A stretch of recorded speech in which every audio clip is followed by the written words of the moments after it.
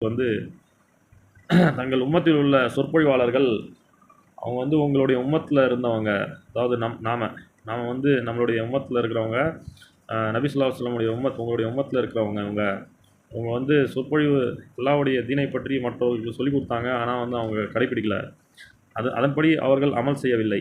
அவங்க வந்து அமல் செய்யல. ஆனா மற்றவங்களுக்கு அவங்க கற்றுக் குடுத்தாங்க. அதனால அவங்களுக்கு இந்த தண்டனை குடுக்குறோம்னு சொல்லி ஹஜ்ரத் ஜிப்ரீல் அலைஹிஸ்ஸலாம் பதில் சொல்லுவாங்க.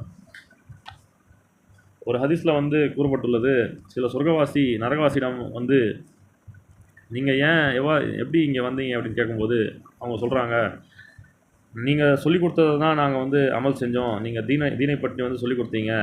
ஆலிம்கள் வந்து தீனை பற்றி சொல்லிக் குடுத்தாங்க. அதன்படி நாங்கள் அமல்கள் செய்தோம். அதனால தான் நாங்க சொர்க்கத்துல இருக்கோம்." அப்படின்னு சொல்லுவாங்க. ஆனா இவங்க சொல்லுவாங்களாம், "நான் வந்து உங்களுக்கு சொல்லிக் குடுத்தேன். ஆனா நான் அதன்படி சரியா அமல் செய்யல. அதனால எங்கள வந்து அல்லாஹ் நரகத்துல தள்ளிட்டான்." அப்படின்னு சொல்லுவாங்க.